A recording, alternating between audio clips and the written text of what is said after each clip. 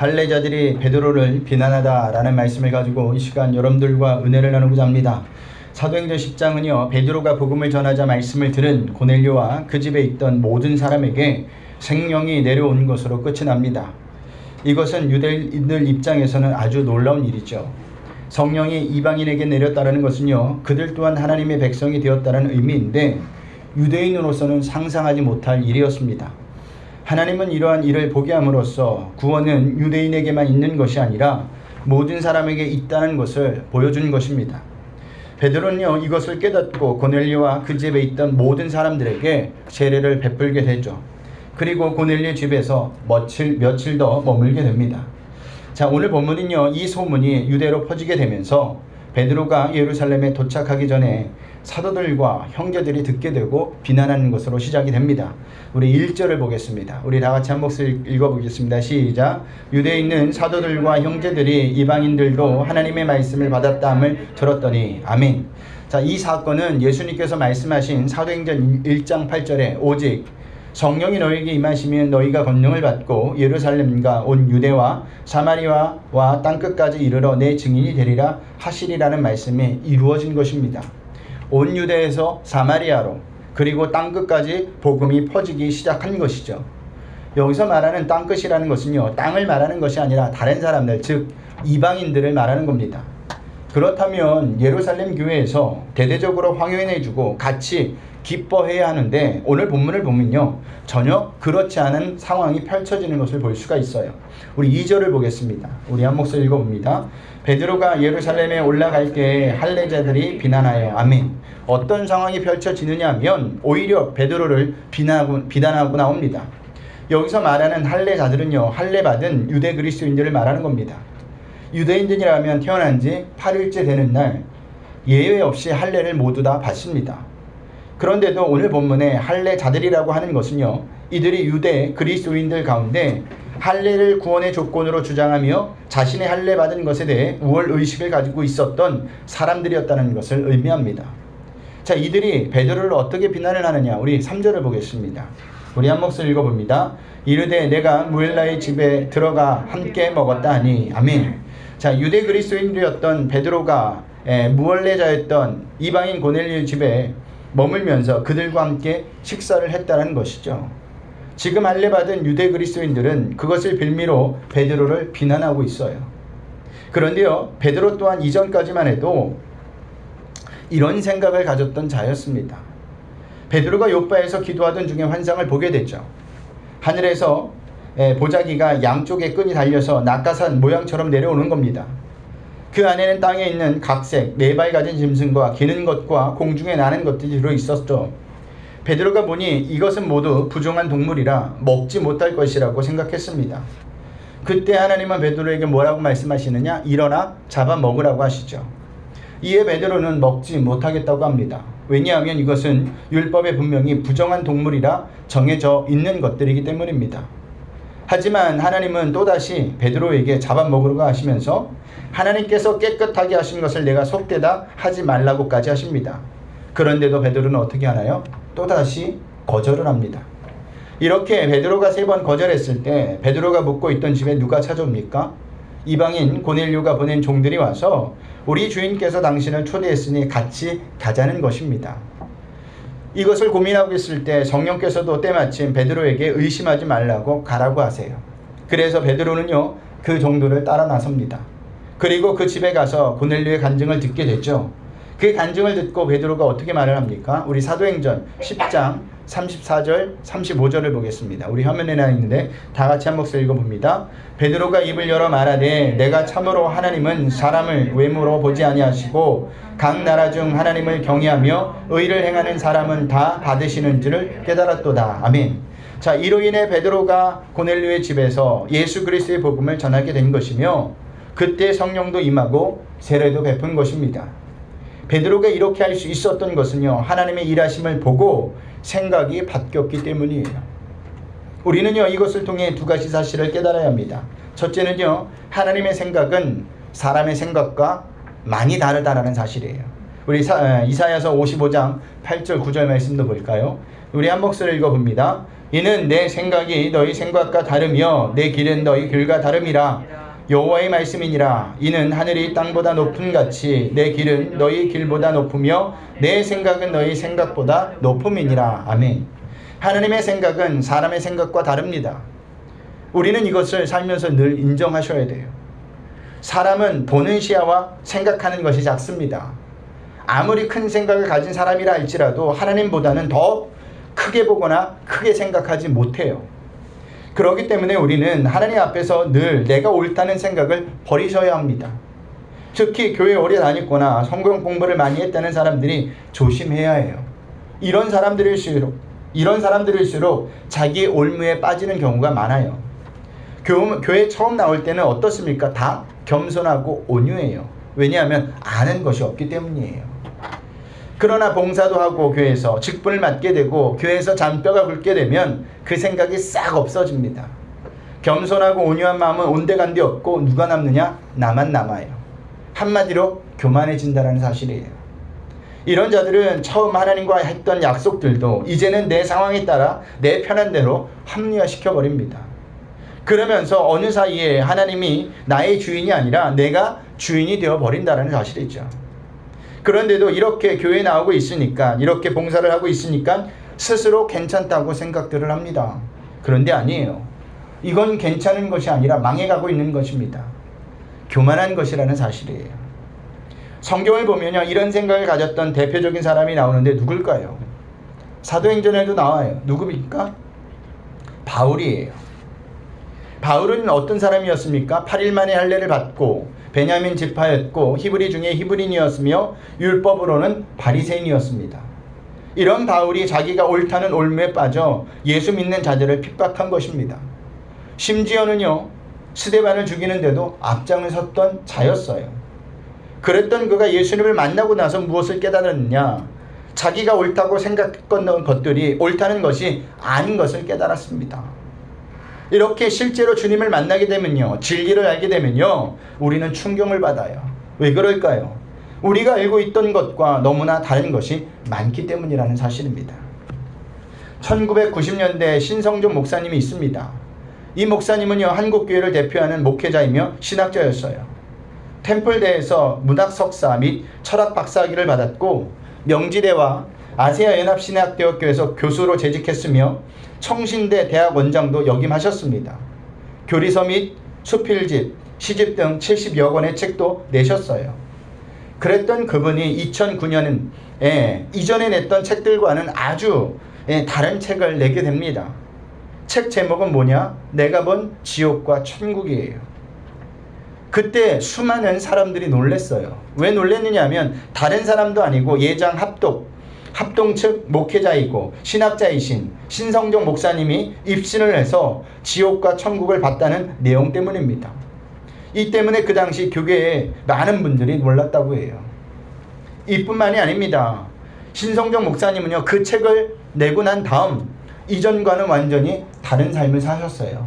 이전에는요, 학장, 이렇게 인텔리하게 어디 머무르고 연구하고 이런 삶을 사셨는데 천국과 지옥을 보고 난 다음에 이 모든 것을 내려놓고 사모님과 어디를 가느냐? 캄보디아, 인도 등 등지에서 선교 사역을 하게 되는 겁니다. 그 지역은요, 변변한 화장실도 없어요. 바퀴벌레가 도처에 기어다닌다고 합니다. 그리고 전기도 들어오지 않습니다. 왜 갑자기 신성종 목사님이 모든 것을 내려놓고 선교사로 떠나게 되었느냐? 진짜를 보았기 때문이에요. 깨달았기 때문입니다. 신성종 목사님이 어느 인터뷰에서 이렇게 고백하는 것이 있었습니다. 지옥과 천국을 보면 삶의 태도가 달라집니다. 무엇이 중요한지를 보게 되니 그 방향으로 살아야겠다는 생각에 저절로 듭니다. 라는 고백을 했습니다.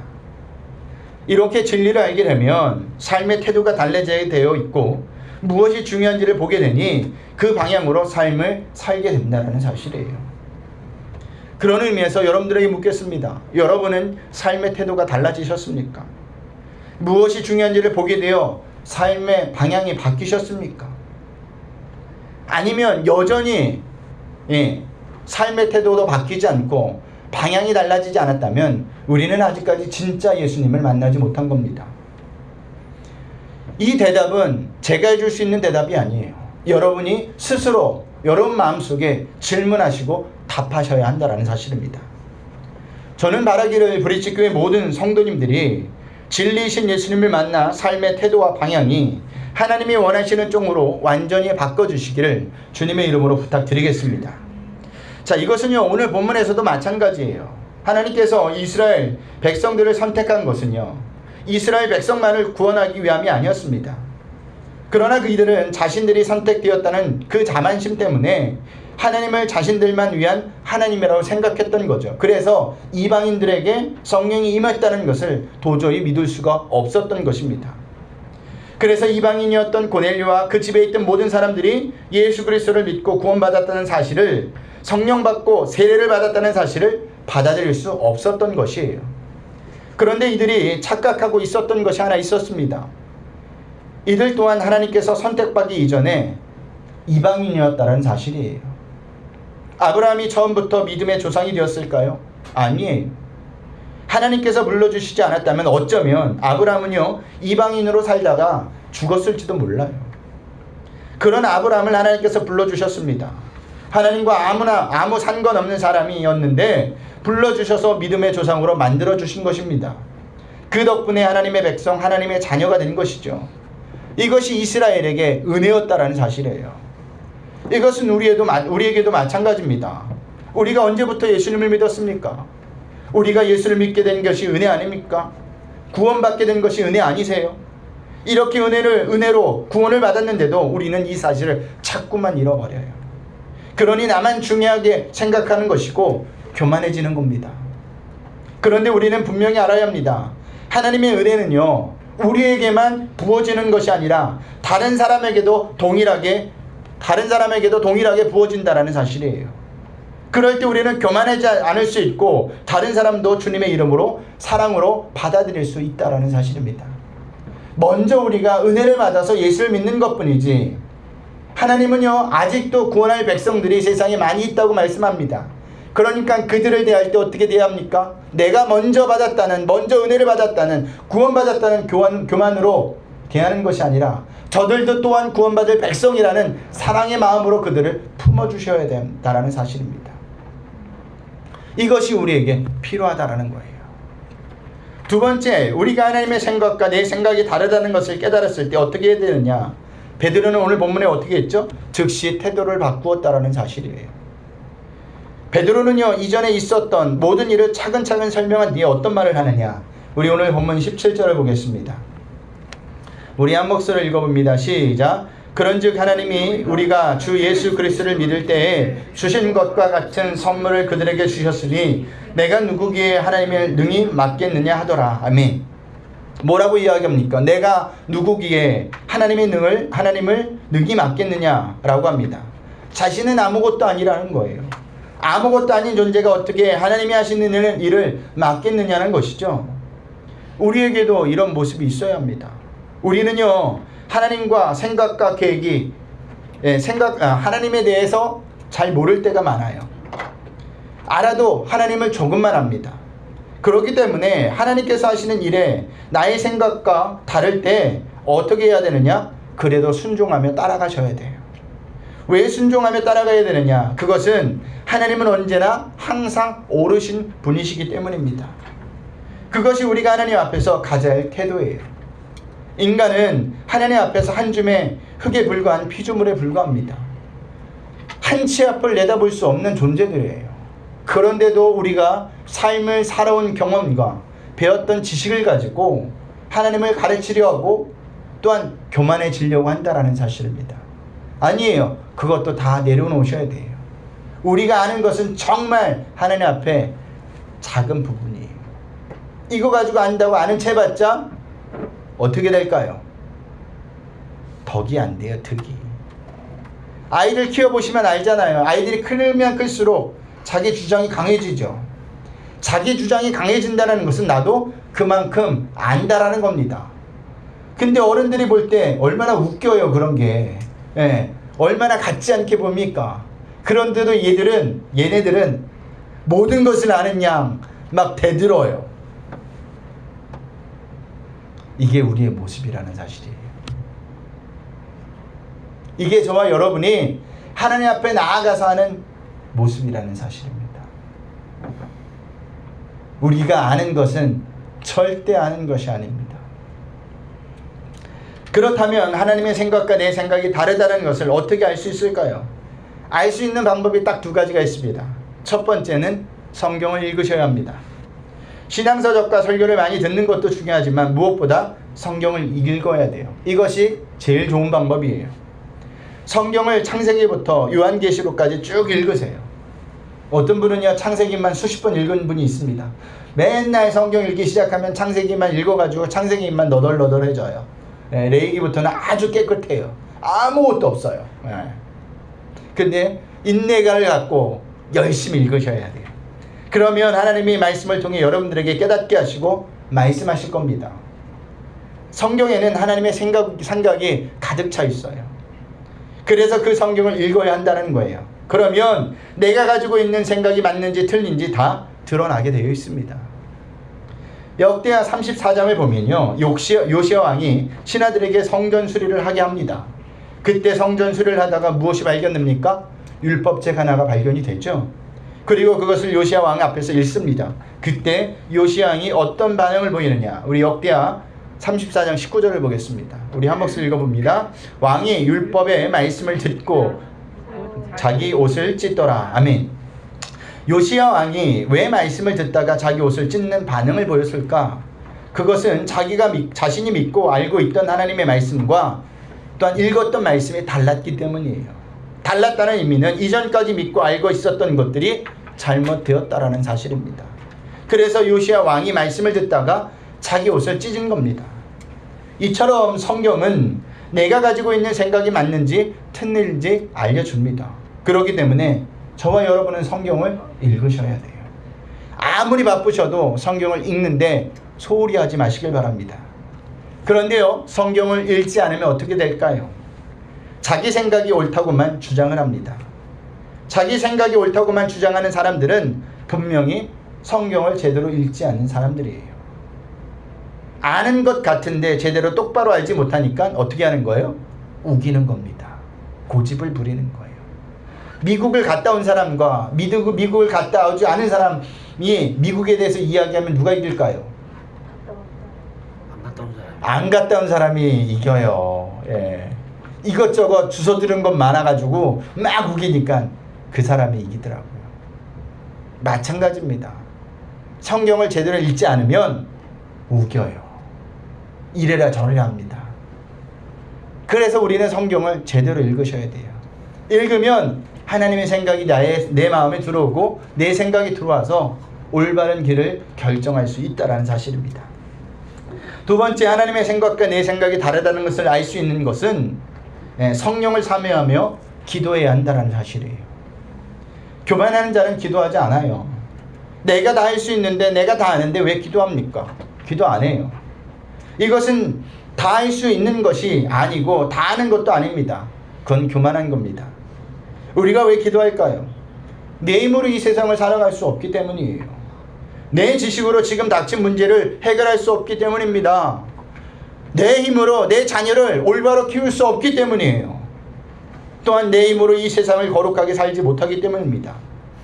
그래서 성령을 사모하며 기도하라고 하는 겁니다. 나는 부족하다고, 나는 모자르다고, 나는 오늘도 죄 가운데 빠진 죄인이라고 고백하며 기도하는 겁니다. 그럴 때 하나님께서 당신의 생각을 성령을 통해서 저와 여러분에게 알려주신다는 사실이에요. 그러면 우리는 하나님 앞에서 교만하지 않아요. 겸손해집니다. 하나님 앞에 더 납작 엎드리게 되어 있다는 사실이에요. 누가 더 하나님을 찾을까요? 누가 더 하나님 앞에 납작 엎드릴까요? 기도하는 자만이 하나님을 찾고 하나님 앞에 더 겸손히 무릎 꿇을 수 있다는 사실입니다. 그러니까 여러분이 하나님의 생각을 정말 알고 싶다면 성경을 읽으세요. 그리고 기도하시길 바랍니다. 그럴 때 내 마음대로 살지 않고 교만해지지 않는다는 사실입니다. 자, 이렇게 할례자들이 베드로를 비난할 때 베드로는 어떻게 반응하느냐? 4절을 보겠습니다. 우리 한 목소리 읽어봅니다. 베드로가 그들에게 이 일을 차례로 설명하여. 아멘.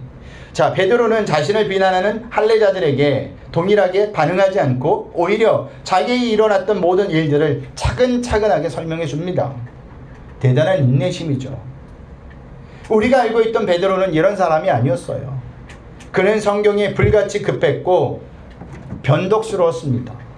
말보다는 행동이 먼저 나가 칼을 휘둘러 말구의 귀를 베어 버렸던 자예요. 오히려 하나님의 일을, 주님의 일을 방해했던 자였습니다. 그런데 오늘 본문에서는요, 베드로의 그런 모습은 온데간데 없어요. 어떻게 베드로가 이렇게 바뀌었습니까? 진리이신 예수님을 만났기 때문입니다. 그래서 차근차근 자세하게 설명하면 그들 또한 진리를 듣고 변할 것이라는 확신이 있었던 거예요. 보세요. 베드로의 설명을 듣고 그들이 어떤 고백을 합니까? 우리 18절을 볼까요? 우리 한 목소리 읽겠습니다. 그들이 이 말을 듣고 잠잠하여 하나님께 영광을 돌려 이르되 그러면 하나님께서 이방인에게도 생명 얻은 회개를 주셨다 하니라. 아멘. 하나님께 영광을 돌렸다고 합니다. 하나님께 영광을 돌렸다는 것은 그들이 하나님께서 이방인에게 하신 일들을 인정했다라는 거예요. 베드로는 변명하지 않았어요. 있는 그대로 이야기한 것뿐입니다. 우리가 여기서 또 살펴볼 것은 베드로가 차근차근 설명한 그의 간증을 봐야 한다는 겁니다. 5절에서부터 15절 말씀인데 이것은요 10장에 나왔던 내용이 조금 축소돼서 나온 내용이에요. 우리가 이런 성경을 읽을 때 이것을 보면 왜 이 말이 또 여기 나오지? 궁금하고 그냥 건널 때가 많아요. 저도 그렇거든요. 근데 우리가 이 말씀을 보면서 살펴봐야 될 것이 있는데 그것은 무엇이냐면 베드로는요 있었던 사실 그대로 말하고 있다는 것을 볼 수가 있어요. 이것이 간증이에요. 간증은요 사실 그대로 전하는 겁니다. 많은 간증을 들어보면요 사실 그대로 전하지 않는 경우가 참 많아요. 처음에는 대부분이 그렇지 않습니다. 근데요 시간이 가면 갈수록 간증의 주인공이 하나님이 아닌 간증을 하고 있는 사람이 되어질 때가 많다는 사실입니다. 제가 교회를 몇 교회 섬겨봤잖아요. 그리고 부흥회도 지방마다 할 때마다 겹치는 목회자들, 간증자들이 있어요. 그런데 들어볼 때마다 무엇을 느끼냐면 처음 오셨을 때마다 이 간증들이 살이 붙고 뭐가 붙는다라는 거예요. 하나님이 나타나기보다는 자신이 나타날 때가 더 많다라는 사실입니다. 그렇기 때문에 우리는 간증을 들을 때 잘 분별하셔야 돼요. 보세요. 베드로는요 간증을 하면서 조금도 이야기를 부풀리지 않아요. 자신을 조금도 내세우지 않습니다. 그리고 사실만을 아주 담담하게 전하고 있죠. 오직 진실만을 이야기하고 있다는 사실입니다. 그 결과 어떻게 되었느냐? 우리 18절을 다시 한번 읽어볼까요? 한 목소리 읽어봅니다.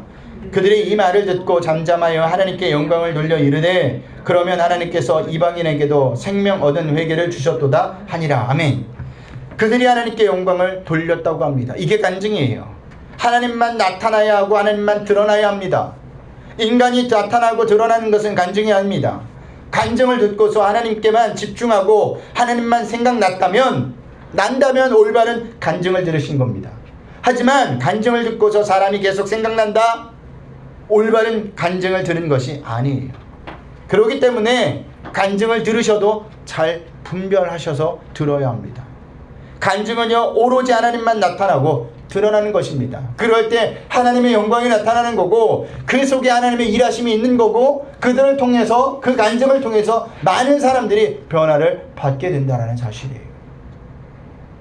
저와 여러분이 올바른 간증과 또는 올바른 간증을 들을 수 있는 기가 있기를 주님의 이름으로 부탁드리겠습니다. 자, 말씀을 마치겠습니다. 2020년 상반기가 지나고 하반기 첫 주가 시작되었습니다. 올해는 코로나19 사태로 인해 많은 교회와 성도들이 어려움을 겪고 있죠. 마음 놓고 예배드리지 못하고 함께 모여 친교도 나누기가 어려운 실정입니다. 그것은 저희 교회도 마찬가지예요. 다르지가 않아요. 그래도 감사합시다. 왜냐하면 우리에게는 아직도 기도할 수 있는 하나님 아버지가 계시기 때문이에요. 그 하나님 아버지는요 우리가 지금 당하고 있는 힘듦과 어려움을 알고 계세요. 그러니 그 하나님께 기도하시길 바랍니다. 그러면 우리에게 헤쳐나갈 힘과 능력과 지혜도 주세요. 맥주 감사절을 통해서 우리가 감사해야 될 것은요 우리에게는 잃어버린 것보다 하나님께서 베풀으신 은혜가 아직도 더 많다는 사실에 감사할 수 있는 저와 여러분이 되었으면 좋겠습니다. 그리고 하나님께 더욱더 기도하고 나아가는 자들이 되었으면 좋겠어요. 그것이 하반기에서 우리가 하느님 안에서, 말씀 안에서, 기도 안에서 승리하는 비결이라는 사실입니다. 감사하십시오. 아직도 우리는 쥐고 있는 것이 많아요.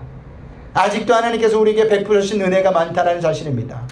없는 것, 안 된 것, 그리고 부당하게 대우받는 것에 불평불만하지 마시고 오히려 이것을 통해 더 기도하는 자리로, 하나님을 찾는 자리로 나갈 수 있는 우리 브릿지교회 성도님들이 되시길 주님의 이름으로 부탁드리겠습니다.